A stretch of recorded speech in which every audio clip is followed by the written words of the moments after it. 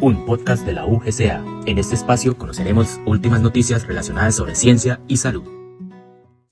Bienvenidos al podcast Informando Ciencia, presentado por los estudiantes Carlos Andrés Ruiz, Cristian Camilo Gerena, Juan Sebastián Uchur y mi persona, Susana Estefan Rojas, del programa de Medicina Veterinaria y Zootecnia de la Facultad de la Vida en la Universidad de la Gran Colombia Armenia, para la asignatura Bioquímica 2.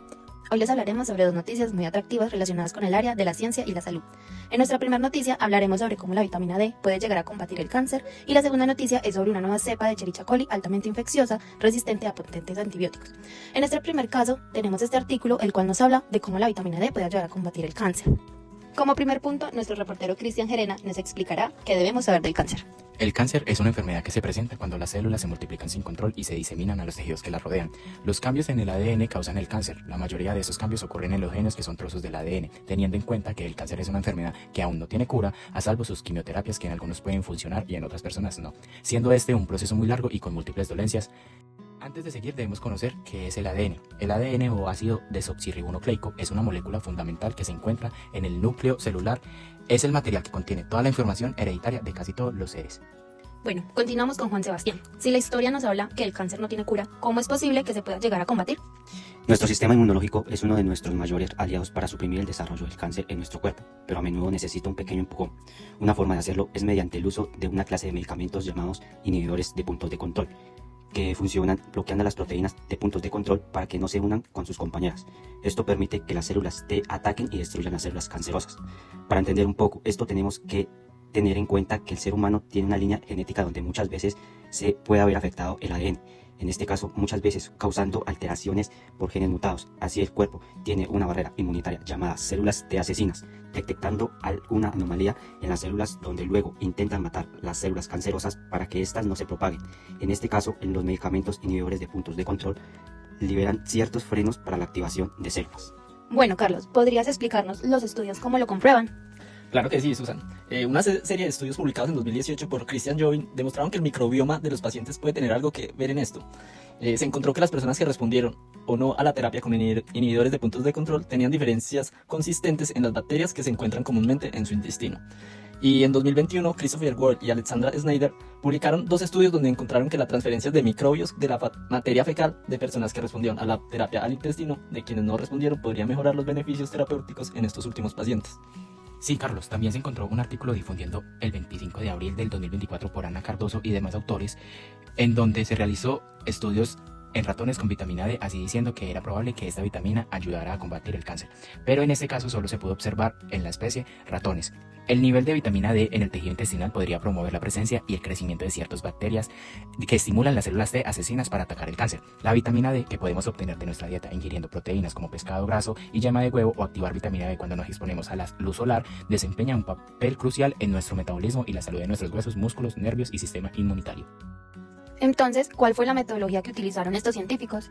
La metodología para identificar estos genes: los investigadores en su laboratorio trabajan con ratones en los que se ha desactivado un gen que sospechan que está implicado en la promoción o la supresión del cáncer. Al trasplantar células cancerosas a estos ratones modificados, pueden rastrear cuánto tiempo tardan las células en convertirse en un tumor. En ocasiones pueden ser malignos o benignos.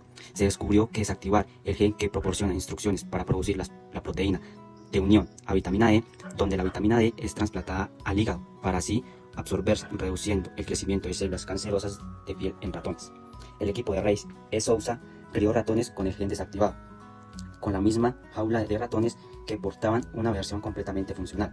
Para su sorpresa, resultó que los tumores de los compañeros de jaula también estaban creciendo más lentamente. ¿Pero por qué la proximidad a un animal más resistente al cáncer retrasa también el crecimiento del tumor en ratones normales? Según Jan Pasolias y Reis E. Souza, se dieron cuenta de que una explicación para esto era que los ratones se comían las heces unos a otros, y que algo en las heces debe haber sido transferido de los ratones con el gen desactivado a los ratones normales con los que estaban enjaulados. Para comprobar si el efecto tenía algo que ver con los microbios intestinales que viven en los ratones genéticamente modificados, el equipo de Reis E. Souza administró antibióticos a algunos de los ratones con el gen desactivado. Eso hizo que desapareciera la resistencia al cáncer y su capacidad de transmitirlo a sus compañeros de jaula.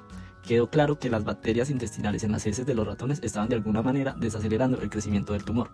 Entonces, ¿qué pasa al desactivar el gen que codifica la proteína de unión de la vitamina D? Promovieron el crecimiento y la presencia de una bacteria particular llamada Bacteroides fragilis, que también es común en el colon humano. y esas bacterias pueden estimular el sistema inmunológico, desactivar el gen, aumentar la cantidad de vitamina D en la comida de ratones genéticamente normales o agregar más bacteroides fragilis al intestino del ratón. Tuvo el mismo efecto, más células T asesinas atacando el tumor y ralentizando su crecimiento. Estas bacterias son extremadamente trabajadoras y descomponen los alimentos muy a fondo, por lo que absorben toda la energía. Como resultado de estos niveles más altos de la vitamina D, los ratones también tuvieron una mejor respuesta a la inmunoterapia. En sí, este artículo es un avance para la ciencia humana, puesto que se busca el poder combatir el cáncer debido a que es una enfermedad la cual en este tiempo no se tiene cura alguna. Gracias a estos avances vemos una posibilidad de combatirlo, pero aún así se encuentran dificultades. Como en las zonas donde no hay mucho sol, allí personas pueden ser más predispuestas a contraer un cáncer, o por la falta de suplementación de la vitamina D. También la dificultad que se tiene para realizar los estudios con un ser humano, debido a esto se dificulta más los estudios para encontrar una posible cura al cáncer. En la segunda noticia tenemos un artículo el cual nos habla sobre una nueva cepa de Escherichia coli altamente infecciosa resistente a potentes antibióticos. Bueno, la siguiente noticia publicada el 31 de enero del año 2024 por la Universidad de Birmingham, la cual nos platica sobre la mutación de una bacteria llamada Escherichia coli, también conocida como E. coli, la cual se ha vuelto resistente a los antibióticos. Pero compañera Susan, cuéntanos, ¿qué es la Escherichia coli? Bueno, la Escherichia coli es una bacteria productora de una toxina llamada chiga.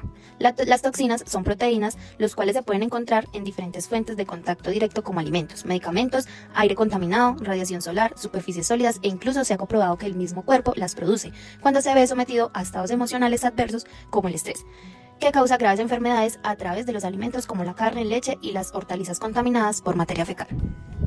Bueno, reportero Cristian, ¿sobre qué nos habla del artículo mencionado? Ya lo expresado en la noticia, nos cuenta que los científicos ya han identificado varias cepas de esta bacteria resistente a carbapenémicos. Estos son antibióticos de amplio espectro, es decir, que son eficaces frente a muchos tipos de bacterias, incluyendo bacterias que son resistentes a muchos antibióticos, y señalan que es una bacteria RAM, que quiere decir que tienen resistencia antimicrobiana, dejan de responder a los medicamentos, más problemática en circulación.